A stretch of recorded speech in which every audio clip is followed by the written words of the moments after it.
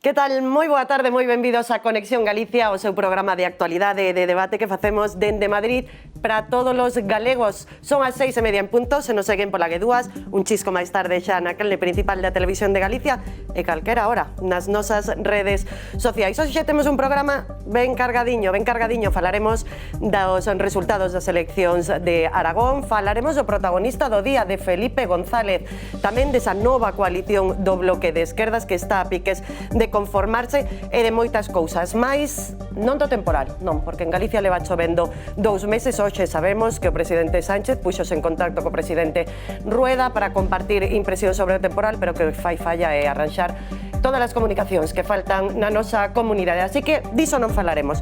Parabéns ás escolásticas, os protarios, os troianos e os silvanos que hoxe están de santo, xa vedes, todos nomes moi comuns, todos seguro que coñecemos algún troiano.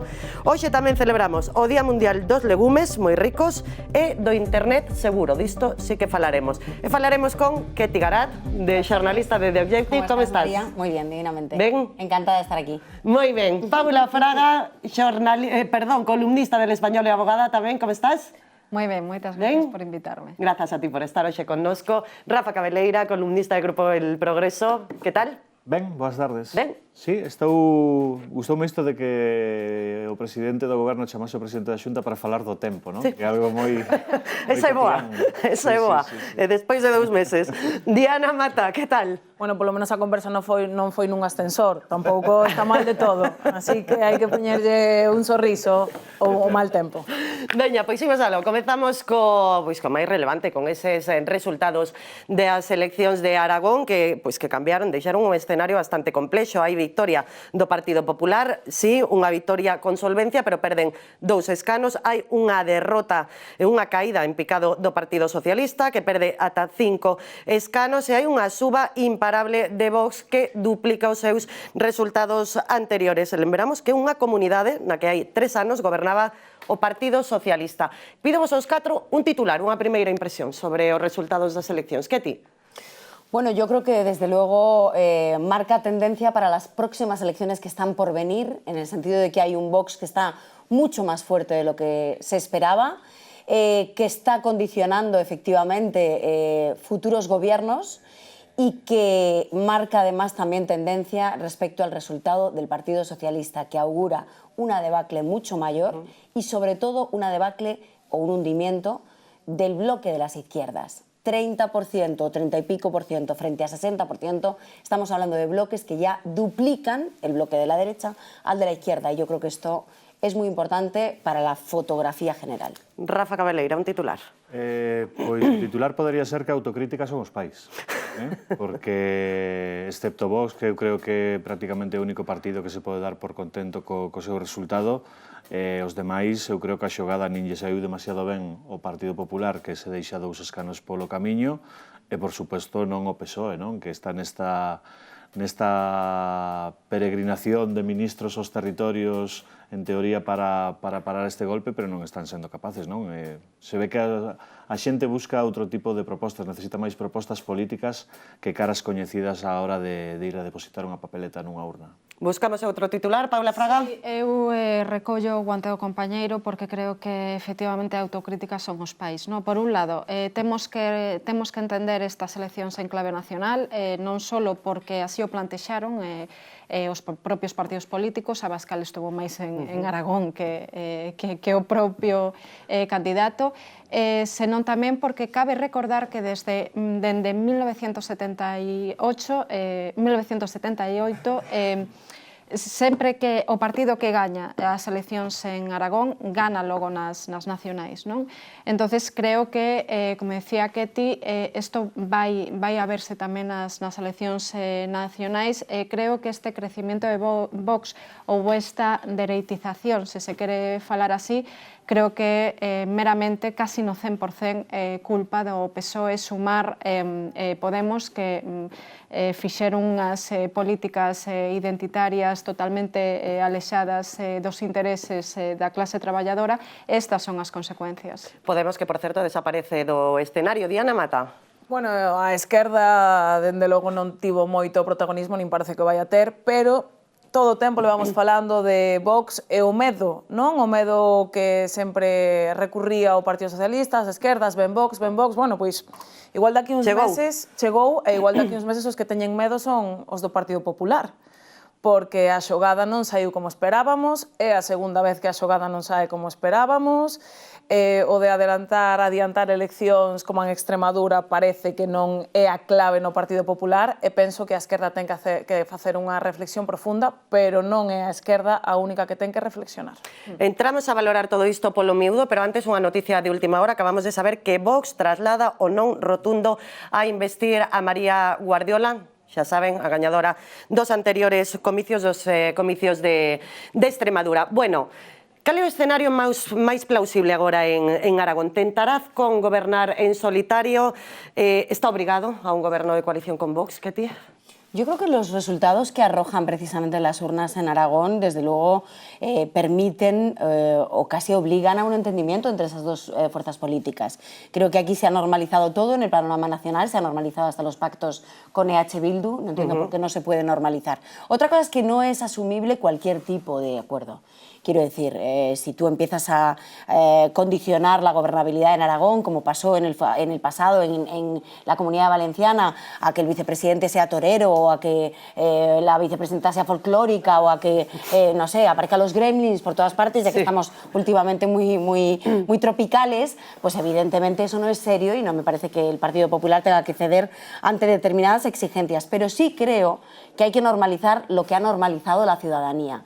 No aceptar determinadas cosas, que sean comportamientos que sean extremos o antidemocráticos o que estén fuera de la institucionalidad o de la estabilidad, pero sí creo que se tiene que normalizar, insisto, cuando tienes una formación política en el 17-18% de voto y Vox apunta a que podía llegar a simulaciones hasta los 70 escaños en el panorama nacional, yo creo que claro que se tiene que pactar con Vox, otra cosa es a qué precio. Claro. Y por lo tanto creo que Azcón, bueno, estaría muy bien que pudiera formar gobierno en solitario. La cuestión es si puede hacerlo o no. Y no parece que lo pueda hacer.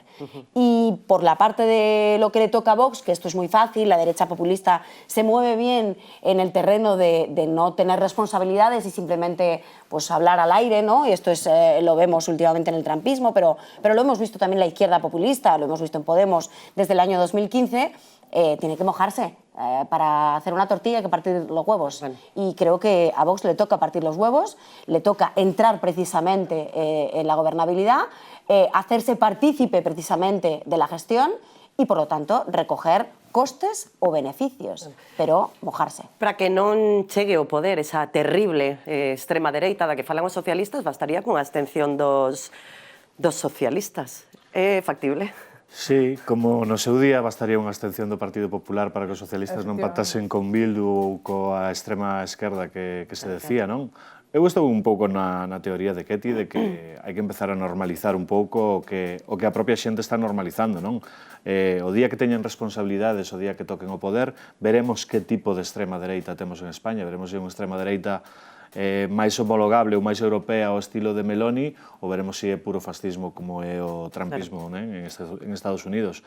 Eu todavía teño as miñas dúbidas de que tipo de extrema dereita nos vamos a atopar aquí. Eu creo que o papel do Partido Popular, precisamente despois de resultados como este, é ese, non? Poñelos frente ao espello, de intentar conseguir que teñan ou que toquen algún tipo de responsabilidade e a partir de aí que podamos medir un pouco ou testar que tipo de extrema dereita temos. Por certo, xa estiveron en algún goberno alguna vez e non duraron moito con esa responsabilidade, non? Porque eu son dos que penso que eles se sinten moito máis cómodos estando sempre na oposición. Na oposición. O único que deu algunha pista do que poden facer nun futuro foi precisamente o líder dos populares. Escoitamos a Núñez Feijóo. Quiero dirigirme a Vox con una sola palabra: responsabilidad. Hacer las cosas diferentes es no repetir los errores de 2023. Hacer las cosas diferentes es no bloquear una alternativa a los españoles. Respetamos a todos sus votantes, a todos, pero también pido respeto a los nuestros, que son la mayoría y los que han ganado. Bueno, estamos ante un cambio de estrategia, Paula, o comprobar que non é doado desprenderse de Vox? Sí, eu creo que sí, creo que o mensaxe que lanza aí é bo, decir responsabilidade e vamos a ver que podemos facer xuntos, non? Porque obviamente habrá que ver cales son esas condicións de gobernabilidade, como decía Ketty, non? Esperemos que non se centren en cuestións identitarias folclóricas que non van a solucionar problemas a xente traballadora e a xente que os votou, e veremos tamén, como dice o compañeiro, que clase de dereita ou de pacto de gobernabilidade de dereita ou extrema dereita nos van a poner diante, non? Eu o que non creo, dende logo, porque non estarán cómodos nesa solución para eles e non lles vai para a súa narrativa, é que o PSOE vaya a abstenerse.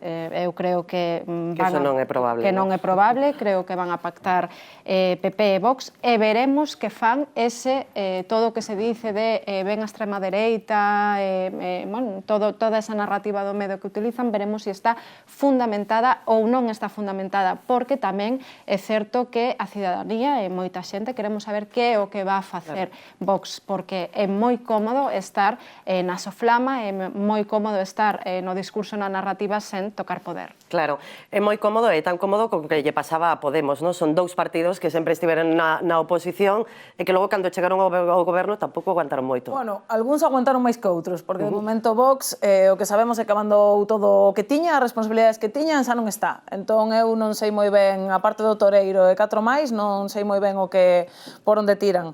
Pero facíame gracia, non? Porque todos rimos moito cando dicimos ai, abstención do PSOE, ai, tal. Moi ben, pero o PP interesaríalle tamén unha abstención do PSOE? Eu penso que non. Interésalle máis chegar a un acordo con Vox, ceder determinadas consellerías, sexan importantes, non sexan importantes, porque unha abstención do Partido Socialista quizá beneficiaría máis o Partido Socialista, porque despois o PP que vai facer cando sexa ao revés? Claro, é que hai que darlle a volta a todo e todo ten derivadas. Dicía outro día Azcón, que estábamos ali no canutazo do flamante gañador que aplaudiron en Génova. Claro, e preguntábamoslle, pero perdechedes 2 escaños, compensa? Compensa porque a democracia, eu estou de acordo, compensa, pero agora cal é a solución? Non, Vox ten que poñerse o mono de traballo. Bueno, o primeiro que ten que poñerse o mono de traballo é Azcón, e o mellor ten que traballar en cousas que non lle gustan, porque parece que Vox non está moi disposto a coller a carreteira, e xa estamos vendo o que pasou en Extremadura. Se o non de Extremadura exténdese tamén a Aragón, e isto despois chega a Castela e León, e despois chega a Andalucía, o que está nun brete o Partido Popular, que é quen está adiantando as eleccións. Claro. Entón, isto ten unha derivada que, por suposto, o Partido Socialista queda ninguneado, penso que todos os que estamos na mesa e os que nos están vendo non teñen ninguna dúbida, teñeno moi complicado, pero coidado que o papel do Partido Popular podese complicar. Son escenarios diferentes, fíjate.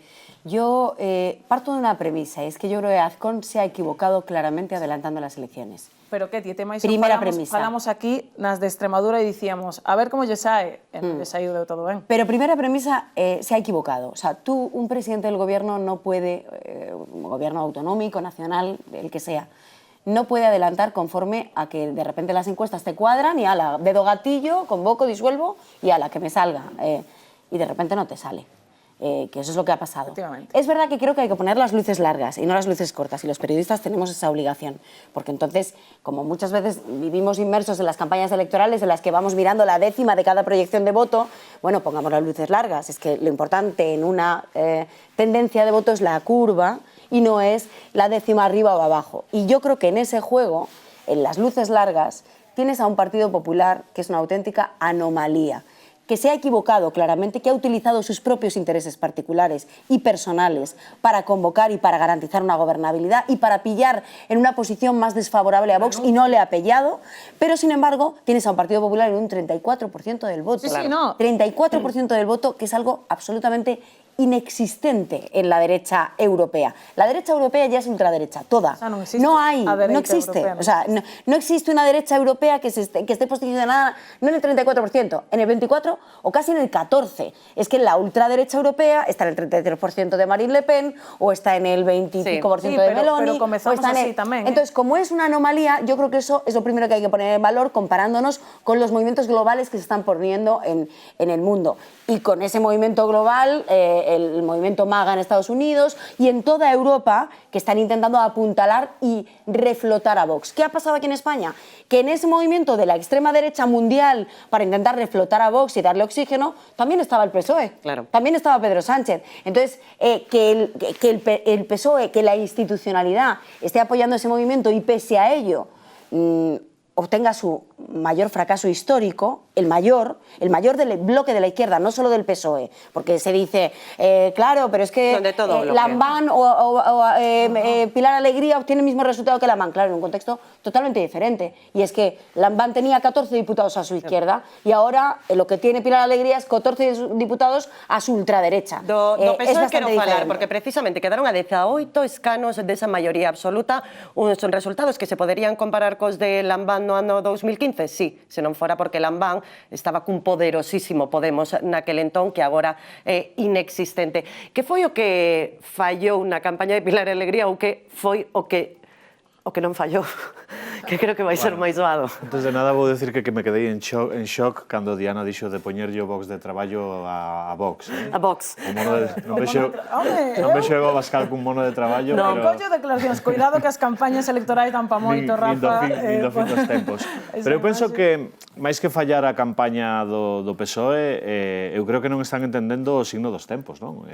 Os tempos cambian, España está cambiando, eu creo que hai dous partidos que son Partido Popular e PSOE, que non están entendendo por onde van os tiros, non? Que están anquilosados nese tradicionalismo bipartidista no que os dous viviron moi ben durante moitísimo tempo e creo que non están entendendo as sinais. Despois do 15M vivimos unha especie de esquerdización do voto en España, parecía que Podemos viña a cambiar moitas cousas, había moita xente que se ilusionou con aquelo. Claro, despois das grandes ilusións suelen vir as grandes decepcións. Eu creo que agora estamos nese momento, non? Subimos esa curva, agora estamos outra vez baixando, este é un movimento pendular, e a solución fácil, a solución sinxela que no seu día propuxo Podemos, agora mesmo é a que está propoñendo Vox, non? Eu creo que a xente está un pouco niso.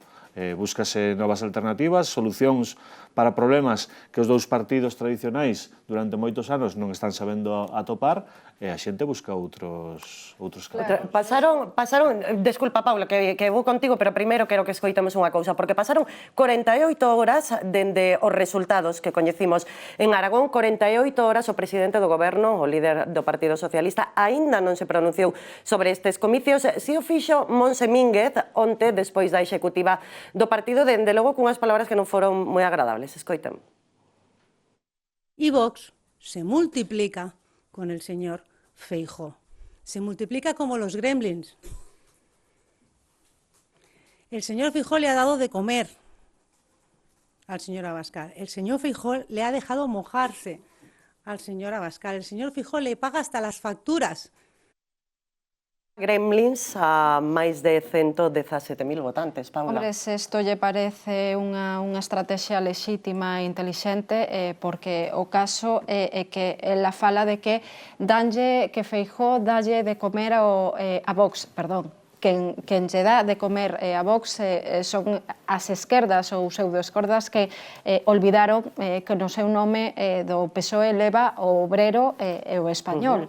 Entón, esa é a problemática que temos nas esquerdas, non? Decías que antes, que parece que houbo unha esquerdización no voto e que viño e que despois a gran decepción, pero es que levamos na gran decepción os últimos 4 anos e non só eso, senón que non hai unha autocrítica, non hai un cambio, porque como vemos sale Monse e salen tantos outros da esquerda mediática a insultar o obreiro que non vota porque non vota ben, porque son fachapobres, ese tipo de cuestións que final non farán que o voto volva ás esquerdas.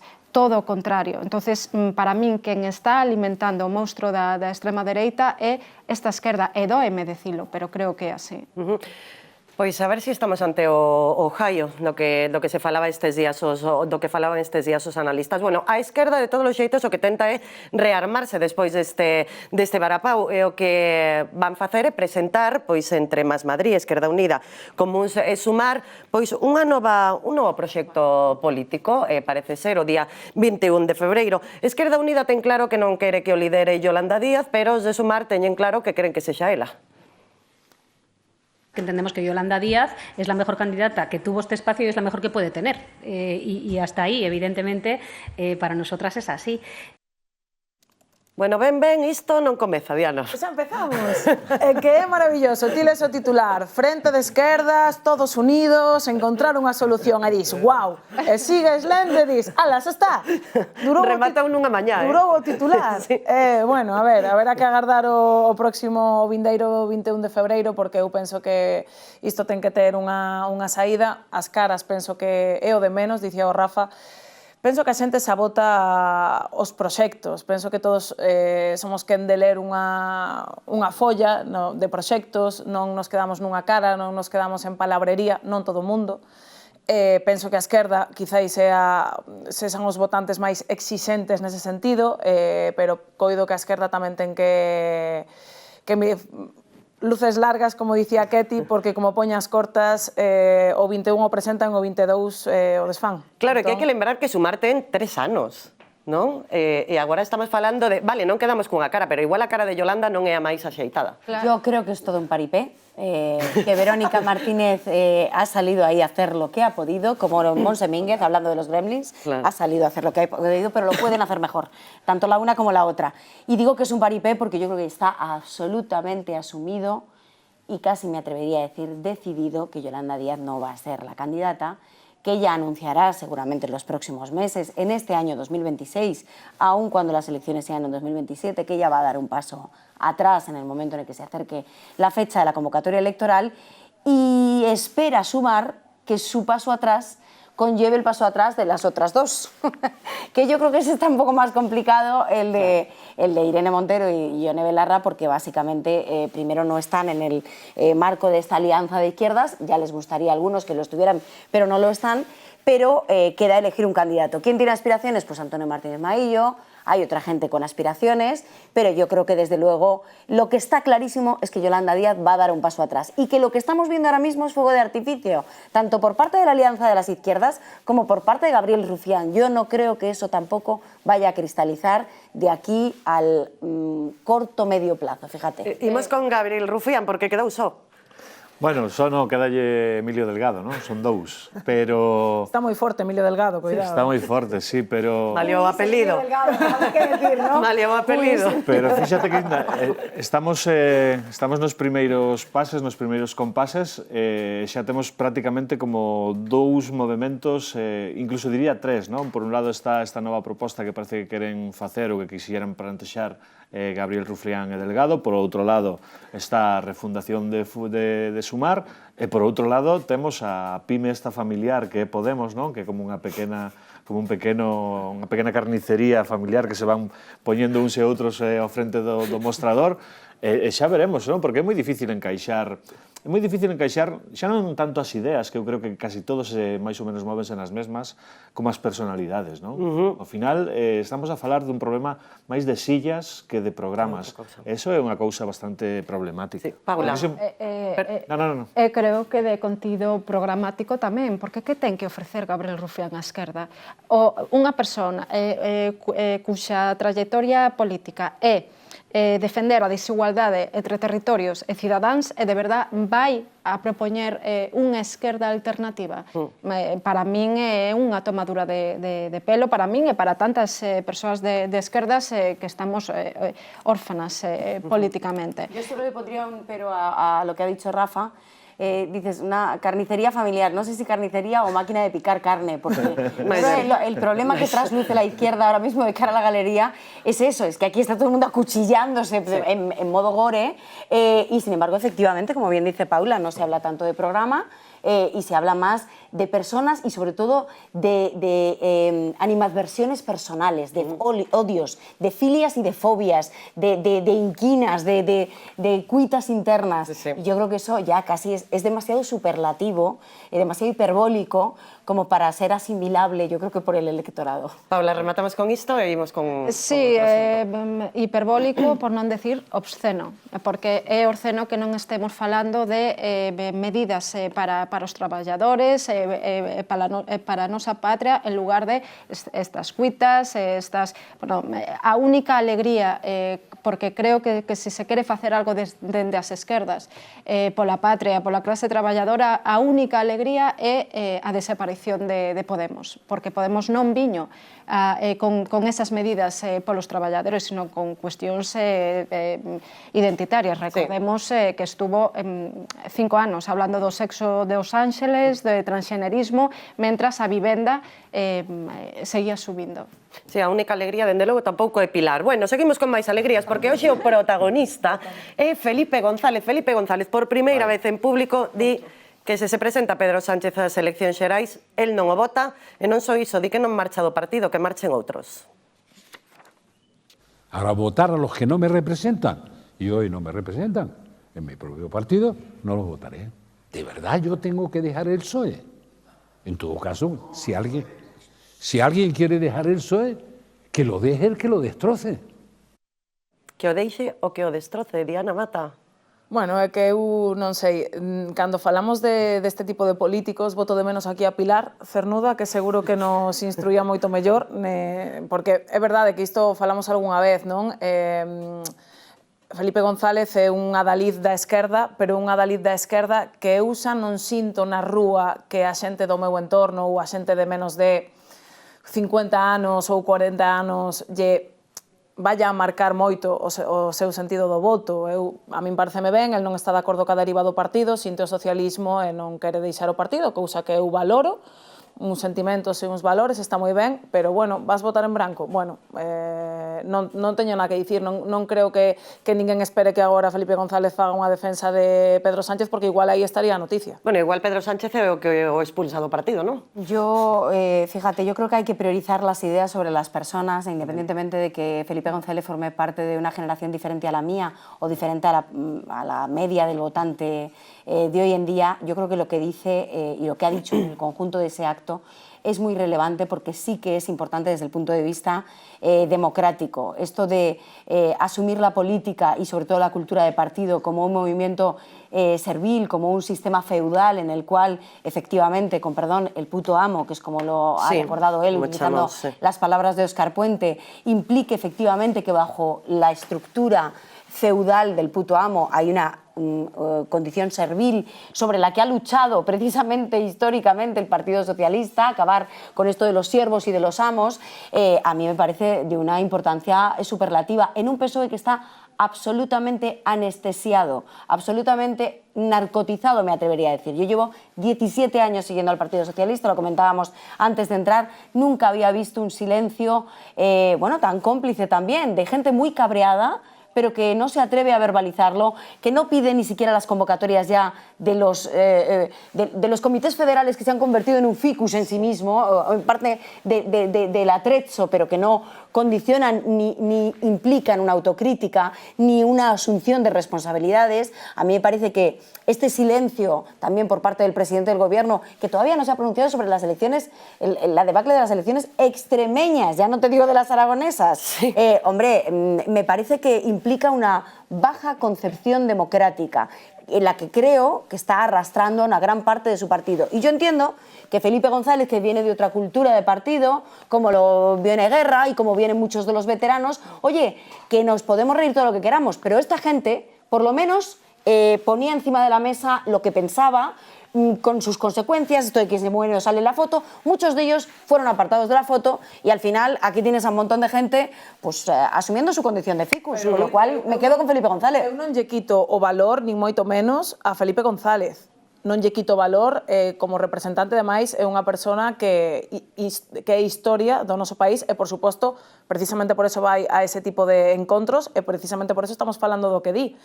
Pero de aí a falar dun voto en branco, falar de tal, e darlle importancia sí, pero que de todo o que dixo, que foi moi interesante, o que ti falas, o un partido feudal todo o tempo a sombra de Pedro Sánchez, el iso o critica, coido que o importante non é que vai a votar en branco. Pois a mí sí me parece relevante, Rafa. Bueno, estaría ben que votase coa tapa do yogur, non? Como facía moita xente en algúns tempos para... Antes co chourizo e todo. Sí, eso estaría simpático. Pero eu teño unha sensación con Felipe González, por suposto que é un un líder importantísimo xa non só no PSOE, non? Na política española, pero el mismo o definiu unha vez, non? Un expresidente é un pouco como un xarrón chinés, nunca se sabe moi ben que facer con semellante artefacto na casa, non? Nunca sabes onde poñelo. El agora está neste momento que non di que non se sinte representado pola dirección do PSOE, critica moito o seu partido, pero eu creo que a Felipe González, se lle olvida un pouco como deixou el o Partido Socialista, o Obrero Español, non? Porque seguramente agora mesmo, se non fose polo liderazgo de Sánchez, estaríamos falando do Partido Socialista Obrero Español, o mellor non. O mellor estábamos falando dun partido xa casi absolutamente residual. Pero en que sentido? En moitos sentidos. Todas as polémicas, todos os cristos que lle poidamos achacar a Sánchez, imagínate a un señor como Felipe González que estuvo metido en casos de corrupción, en casos de terrorismo de Estado, que é gravísimo. Sí, totalmente. En casos de corrupción, bueno, Deixou un PSOE bastante claro, neso estou de acordo. malferido. De feito, considero que Felipe González é unha persona que debe ser criticada dende logo dende a perspectiva de esquerdas, pero creo que dende logo Pedro Sánchez non recupera nada, nin a senda do Partido Socialista, do que significan as siglas de Socialista Obreiro Español, non o recupera Pedro Sánchez, non? En todo caso, creo que el ten todo o dereito a decir o que considera. Estou de acordo con Ketty en que desde unha perspectiva democrática di o que ten que decir, porque efectivamente este PSOE colonizou as institucións, fai ataques constantes ao Poder Xudicial, xa falamos da corrupción política na que está instalado con 2 secretarios xerais do partido no cárcere. Obviamente, claro que é normal que él e moita xente socialista non se sienta representada. Yo echo de menos que lo digan más, de hecho. Efectivamente. Partiendo de la premisa que efectivamente Felipe González tiene luces y Está sombras para falar, claro. y que no es blanqueable toda su trayectoria, faltaría más. Ahí me parece una cuestión de coherencia lo que dices, pero una cosa es eso y otra cosa es que yo echo de menos que la valentía y el coraje por el que se han caracterizado los dirigentes, no solo de izquierdas, pero en concreto en el Partido Socialista, siempre ha sido un partido muy convulso, muy divertido para los periodistas, pero muy convulso y muy democrático, en el que el disenso era absolutamente generalizado. Y de repente este silencio de los cementerios, esta paz de los cementerios, a mí me inquieta la falta de valentía. É un silencio ruidoso, ti sabelo ben, ti vas un martes ou un luns a unha reunión ou falas con alguén e como bastante pouco ruidoso para lo que ha sido. Pero que pasa, o silencio que é moi ruidoso. Quero cambiar de tema, porque normalmente os gobernantes pois caen nesa tentación de potenciar a súa axenda internacional cando hai crise no propio país. Bueno, pois Sánchez non é alleo a esta tendencia. Saiu ao exterior, o que pasa é que pisou ata 2 charcos. O primeiro foi anunciando a prohibición das redes sociais para os menores de 16 anos, non está mal, unha medida que se pode compartir ou non, pero cargou directamente contra o dono de Xe, contra Elon Musk, o que chamou directamente tecnoligarca. Rafa Cameleira, mediu ben este enfrontamento? Sí, eu creo que sí, porque, mira, si algo lle está saindo mal a Sánchez é a súa proxección nacional, non está sabendo vender en España o tipo de políticas que agora mesmo o electorado español está reclamando, pero sí que se está sabendo vender moi ben esta imaxen internacional de confrontación con esa especie de novo reaccionarismo que hai, non? Agora mesmo un dos grandes inimigos políticos que ten Donald Trump, por exemplo, a nivel mundial, casi é Pedro Sánchez, non? Sorpréndenos que un tecnoligarca, porque o é, non se debería tampouco de molestar por iso, como Elon Musk, lle presta atención ao presidente de España, non? Non estamos acostumbrados a que un presidente do goberno español reclame tanta atención fora de xente tan importante, tan diversa, non? Eu creo que desde ese punto de vista, incluso poderíamos falar de Pedro Sánchez como un referente da esquerda ou desa política alternativa á dereita a nivel mundial. Dalle nivel, que ti? Hablábamos antes de paripés y yo creo que este es otro más, que lo que persigue básicamente es hacer una nueva campaña para tensionar al electorado, para polarizar y para disparar a Vox.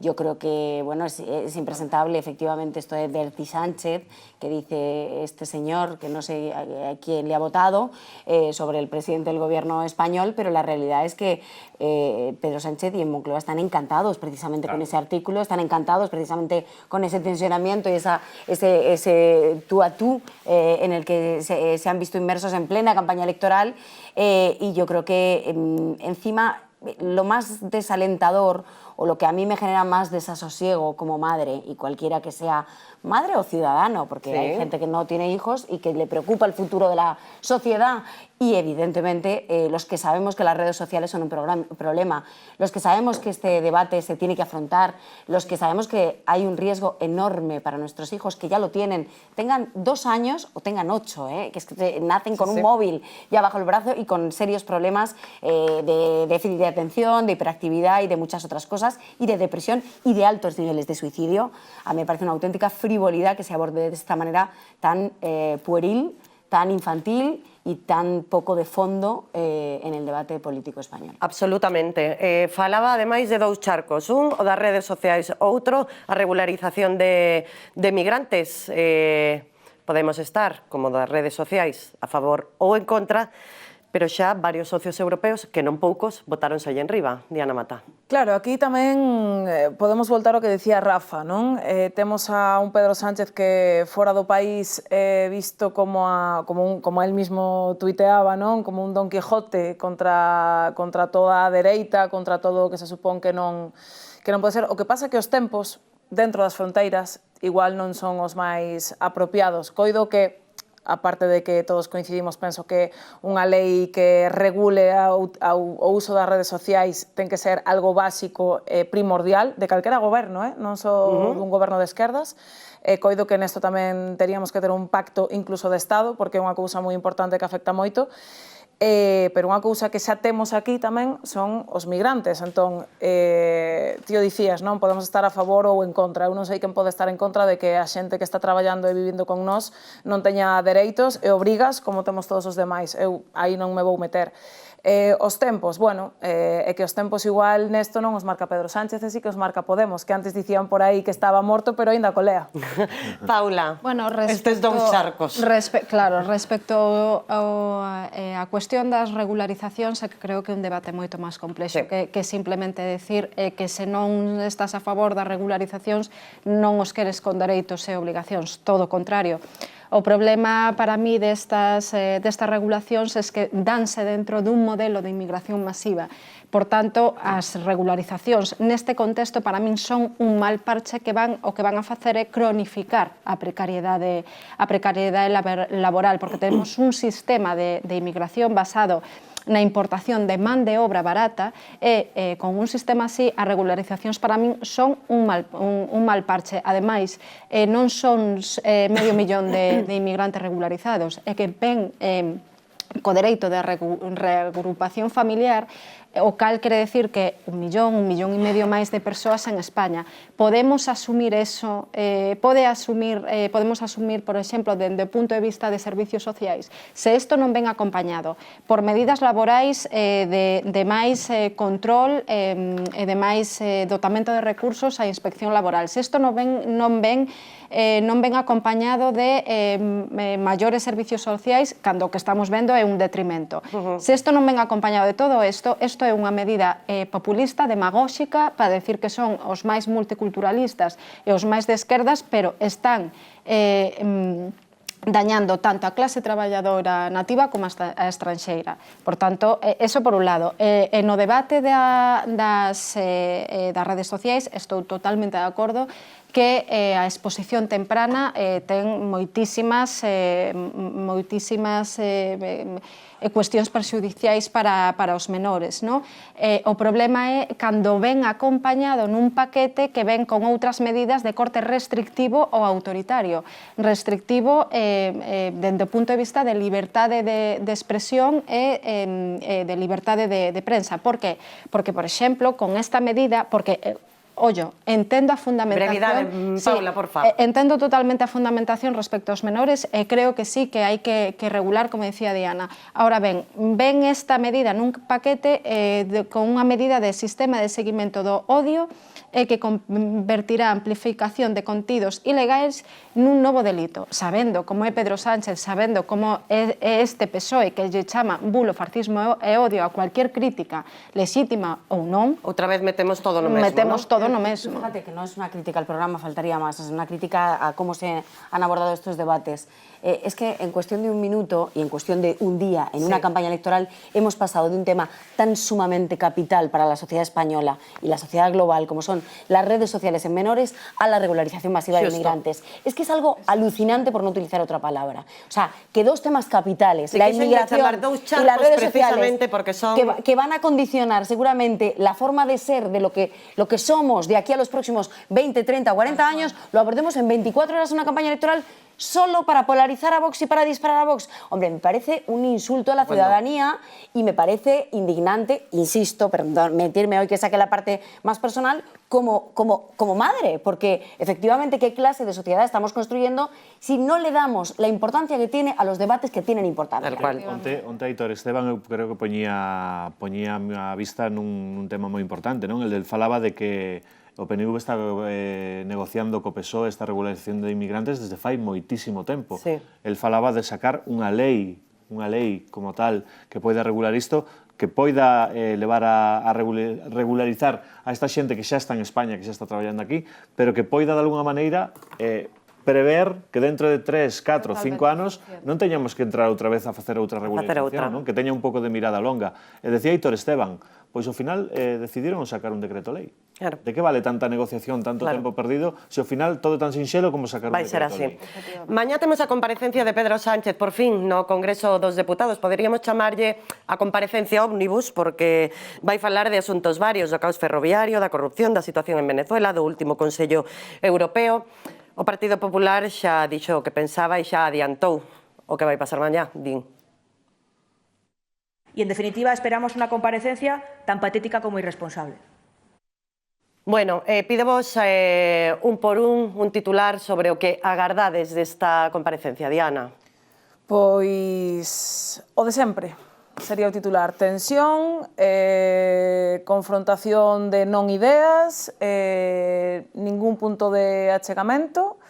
Por desgracia, todos os que vexamos o pleno, que mañán temos un día bastante longo, o único que imos sacar de titular van ser os rifirrafes entre un e outro, e poucas medidas, e poucas solucións, e fan falta moitas nos últimos días, especialmente no país, tema ferroviario e moitas máis cousas que todos sabemos. Rafa.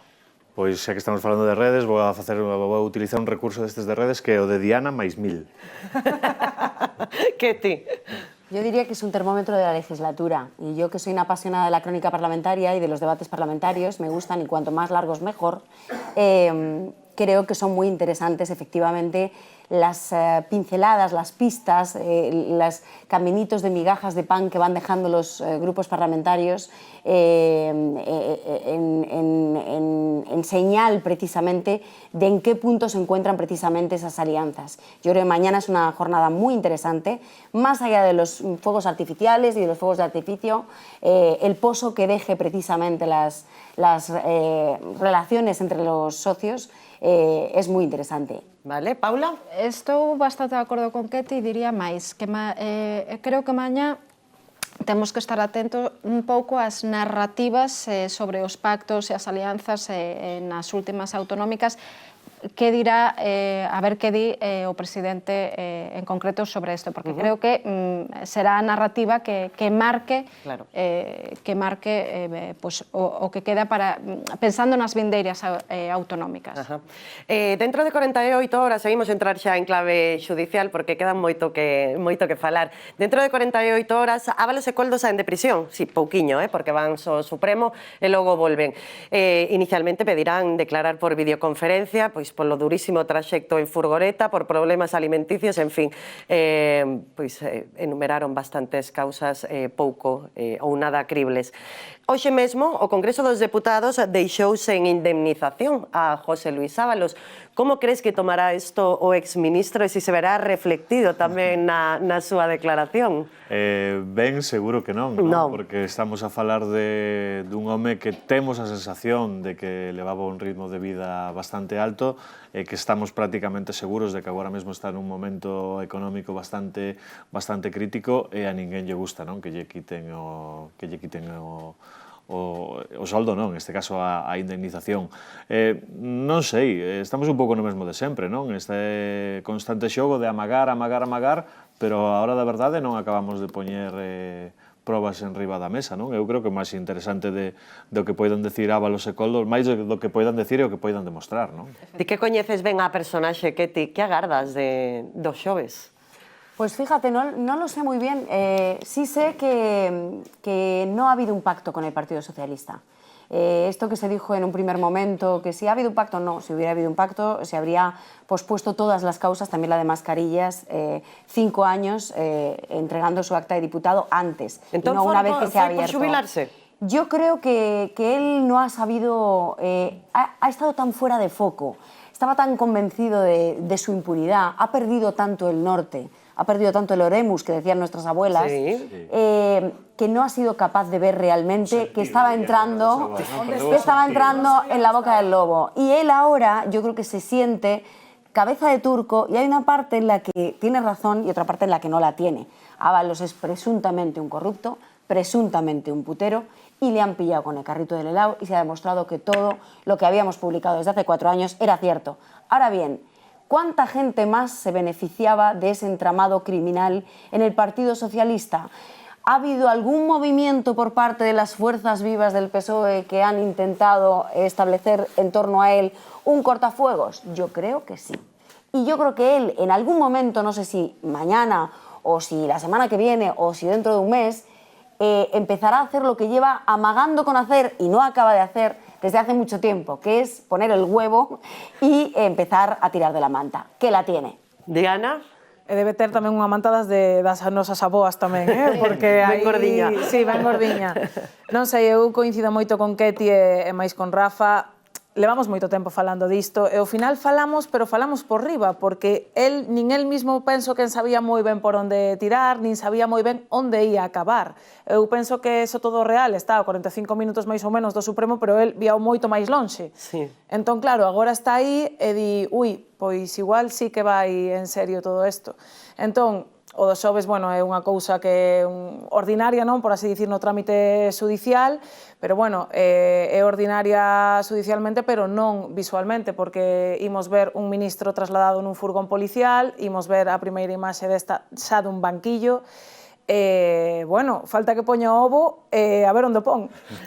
Efectivamente, dende o punto de vista procesal, esta é unha audiencia preliminar do 785 da Lei do Enxuiciamento Criminal, unha cousa procesal previa ao xuizo. Do punto de vista procesal, incluso pode propoñer nova proba, novas periciais, tamén pode arguir de novo, quizá o faga, quizá pode ser estrategia procesal, arguir de novo causa de suspensión do xuizo oral, aínda que o Tribunal non vai colar, o Tribunal Supremo vai dicir esta causa, polo menos a causa das mascarillas, quedase no Tribunal Supremo. Diferente é a segunda causa de obra pública que podría ir á Audiencia Nacional, en todo caso decidirá o Tribunal Supremo. Entón, eso, dende o punto de vista procesal, salvo que haxa nova proba, ou algún tipo de pericial que poda ser dende o punto de vista informativo mediático interesante, non hai moito que facer. A súa defensa non ten moito que facer. Quedamos coa imaxe, non? Coa imaxe que dicía Diana do exministro sentado no banco dos acusados trasladado no furgo. Falamos un día máis do caso Begoña, porque o xuiz Peinado pediu ao interior a listaxe das viaxes de Begoña Gómez e da súa asesora ao Congo, a República Dominicana, a Guinea, a Rusia. Que está buscando, Rafa Cabeleira? Non o sei. Un paquete vacacional. Sí, esos mal pensados. Non sei. De verdade que eu non non son para nada especialista en estes temas, en realidade non son especialista en casi ningún tema, se me sacas do fútbol, pero non sei, a min todo o que está facendo Peinado soame un pouco a prospectivo, non? Que se soe decir moitas veces, eu non sei exactamente que está buscando, pero está buscando en todos os sitios. Dalle 10 días tamén para que presente os correos dende o ano 2018. Que opinión se merece?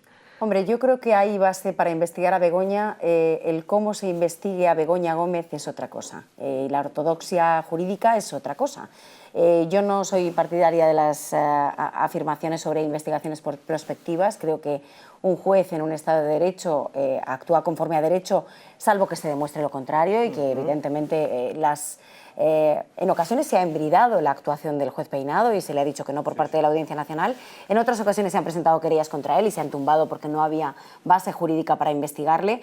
Creo que efectivamente sus propios compañeros de la Judicatura hablan de él como un juez poco ortodoxo, pero yo creo que la actuación o la actitud de Begoña Gómez, de la mujer del presidente del Gobierno, y lo digo por las cosas que han ido saliendo y las que no han ido saliendo, es, a mi juicio, desde luego merece una investigación judicial y merece desde luego un reproche ético, por no utilizar la palabra moral, que la moralina creo que se lo dejamos a otros.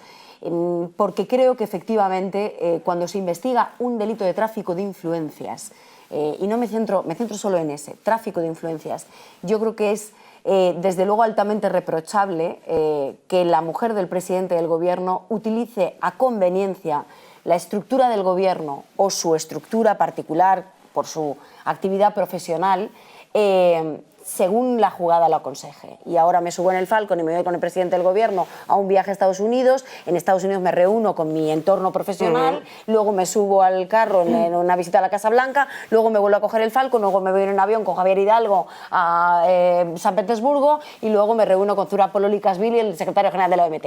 Creo que es bastante escandalosa la actuación de Begoña Gómez en los últimos, me atrevería a decir, 5 años. Y creo que eso acabará saliendo también, independientemente de que el juez Peinado, insisto, sea poco ortodoxo en sus actuaciones. Dende logo, colaborar co magistrado non está colaborando.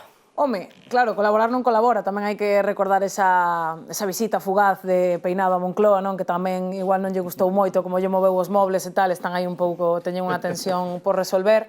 A ver, non é ortodoxo, iso coido que todos estamos de acordo, el é xuiz, eu non. Entón, xa partindo desta base, sabe moito máis que a min. Hai que ter tamén unha data en fronte que en setembro xa se xubila, xa ten que deixalo todo. Eu penso que tamén de aí a celeridade, e a min, eu gustame moito ler os autos, e os de o xuiz Peinado particularmente. En este último, hai unha cousa que a min gustoume moito, que el mismo, así mesmo, dice el, e non son medidas desproporcionadas, desproporcionado sería se ordenase un registro do seu domicilio. Aí sí me estaría pasando. De momento estou cumplindo co que se espera de min. Eu estou de acordo. Paula. Xa é sintomático de algo que o propio xuiz teña que sair a decir que é desproporcionado e que non é. Eso é porque sabe que ten o foco encima, non? En todo caso, que ti falaba de deixemos as moralinas, pois xa as traigo eu, porque la moralina e eu a crítica. xa as traigo eu porque a min pareceme atroz o que fixo dende o punto de vista político-moral. Pedro Sánchez e a súa muller, porque temos que recordar que ela cada 8M nas manifestacións feministas, mentras logo traballaba nas saunas donde había prostitución, incluso de menores. Estamos falando de, presuntamente, estamos falando de palabras mayores. Por tanto, a min sí me parece que se lle debe facer un reproche dende o punto de vista de corrupción moral e política, netamente política, máis alá da que pode ser, efectivamente, xudicial, non? O sea, porque está sendo investigada por tráfico de influencias e, dende logo, unha muller que non ten home ou muller que non ten a calificación nin a formación que ten que ter para ter unha cátedra nunha universidade e que se lle monta ad hoc, polo menos o reproche moral vámolo facer. E veremos tamén se non hai un penal xudicial por ser isto un tráfico de influencias. Temos tamén o caso Errejón, Elisa Moulián, lembren, Elisa Mouliá acusara a Íñigo Errejón de abuso sexual, abuso sexual, retira esa acusación porque di que se sinte soa, entón a Fiscalía pide absolver a Íñigo Errejón, entón Elisa Mouliá recúa, entón sí, mantén esa acusación contra Íñigo Errejón, un culebrón en pouco máis de 48 horas. Esta mañá víamos a Elisa Mouliá así, nos xulgados de Plaza de Castilla. Mi testimonio es veraz, no me he inventado una sola coma y esto me parece vergonzoso, vergonzoso. Y voy a ir hasta el final, ahora sí que sí voy a ir hasta el final. Sei que o tema podería ser moi amplo, pero pido vos brevidade porque quería rematar con outro asunto, pero que é o que está pasando aquí? Estamos ante unha denuncia falsa, non? Sí, que pasa coa vítima? Si é vítima? A min produceme moita angoxa ver ese tipo de imaxes e a min costame moito pensar que unha muller este disposta a facer unha denuncia falsa e pasar por todo iso simplemente por qué? Por sair na televisión, por aparentar, por denunciar a alguén? Non sei, a xusticia o dirá, pero a min custame moito pensar que unha muller se preste ao xogo dunha denuncia falsa simplemente por aparentar. Entón, por que retira esa denuncia? Que ti? Pues no lo sé, pero denuncias falsas hay, existen, ocurren. Yo no soy de las que nunca lo he comprado, ni en su momento de máximo esplendor, ni ahora, del yo sí te creo hermana.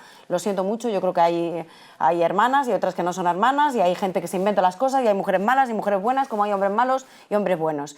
Yo no sé lo que está haciendo Elisa Mouliá, porque yo creo que nos ha despistado a todos. Sí. Pero a mí esto ya me parece un sainete.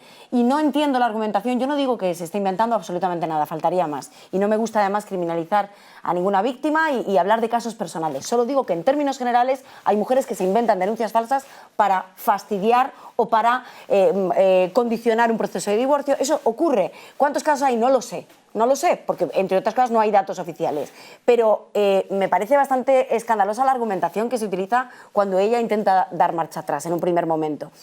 Como si una denuncia por agresión sexual o por abuso sexual se tuviera que hacer en manada. Dice ella, me he sentido sola y no me han acompañado. Parece que le han prometido algo otras mujeres que van a salir a arroparla y la han dejado tirada. Y eso puede haber ocurrido. Claro. Pero es que una denuncia es un hecho individual y contra un agresor que es un agresor individual, salvo que sea una agresión en manada. Entonces, tú no te puedes parapetar en una manada, en un movimiento colectivo, cuando estás hablando de un proceso jurídicamente, el reo, a lo que se expone es precisamente a una condena por tu propio testimonio. Y yo no entiendo nada con Elisa Mouliá, sinceramente. No entiendo el baile de la yenca al que nos ha sometido. Entiendo que tiene que estar en una situación pues, convulsa emocionalmente, sí. Pero creo que la gente se ha perdido. Diana Mata estivo esta mañá nos xulgados de Plaza de Castilla. Contanos que foi o que viche e que pensas de todo isto? Bueno, de feito, estaba previsto que se chegara Íñigo Errejón porque se lle comunicaría a apertura do xuízo oral. Despois do cambio de Elisa Mouliá non foi así, entón ela citounos os medios de comunicación, chegou máis tarde, tiña un ataque de ansiedade. Coido que nunca hai que criminalizar a víctima. Sí que temos algún dato, porque a Fiscalía no ano pasado investigou por violencia machista 5.622. O 0,02% deste total foi unha denuncia falsa. Entón, existen, claro que existen, pero coido que hai que ter moito cuidado porque igual hai mulleres que nos están vendo agora e se están pensando se denuncian ou non denuncian porque están atravesando unha situación complicada e coido que hai que ter moito cuidado. Que é difícil entender os movimentos de Elisa Mouliá o xoves pasado, retírome pero non me retracto, porque claro, hai que contar aquí que hai unha acusación popular que seguía adiante, entón isto non tiña por que frear. Que pasa? Que despois de que a Fiscalía fixese o escrito, di, non, pois agora que estou todavía máis sola, eu sigo para adiante. Problemas, ¿cuáles son las que no se recogen Paula, en esta estadística? en 30 segundos, por favor, que teños que... En 30 segundos, simplemente decir, a min dame moita pena esta situación, pareceme un circo mediático, creo que además estáse a facer dano a sí misma, a todas as víctimas e ao feminismo. Creo non lle está a facer caso nin o seu abogado, nin a ninguna persona cercana, tanto a nivel xudicial, procesal, como a nivel mediático, e creo que aquí temos as consecuencias. Non se trata de exixir unha víctima perfecta, por suposto que non, porque además creo que Elisa Mouliá está dando signos de non estar ben psicolóxicamente, pero o caso é que non sei se é de agora ou xa viña de antes. Rematamos con vos sabor de boca. Quero que falemos da Super Bowl, porque hoxe, este ano, a Super Bowl, O show superou o deporte e ademais con selo galego porque como ia vestido Benito, Bad Bunny, pois Inditex de Zara.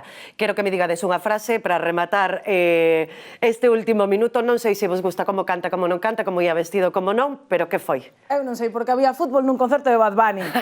Non teño nin idea, pero sempre con Benito. Sempre hai que tirar máis fotos, sempre. Rafa. Eu que veño do heavy metal estou moi a favor de Benito, e eu que veño do fútbol europeo tamén estou moi a favor do fútbol americano, da supercunca que lle chamamos aquí. Supercunca, que ti? Yo lo más reseñable que tengo que decir es que donde todas las miradas estaban puestas en el planeta Tierra, en un punto en concreto, este señor iba vestido de una empresa española y concretamente gallega. Paula. Efectivamente. Pero hai que decir que se coñecera ben a súa historia e o seu legado non falaría de latinos, senón de hispanos. Hispanos, efectivamente. Niso estamos seguramente todos de acordo. Keti e Paula, moitísimas grazas por estar hoxe aquí. Rafa e Diana, moitas grazas por estar hoxe aquí. E moitísimas grazas a todos vostedes, porque xa saben que sin vostedes este programa non sería posible. Non se queixarán que hoxe falamos de moitos e de moitos temas. Xa saben, isto é Conexión Galicia, son María Chede, vémonos todos os martes.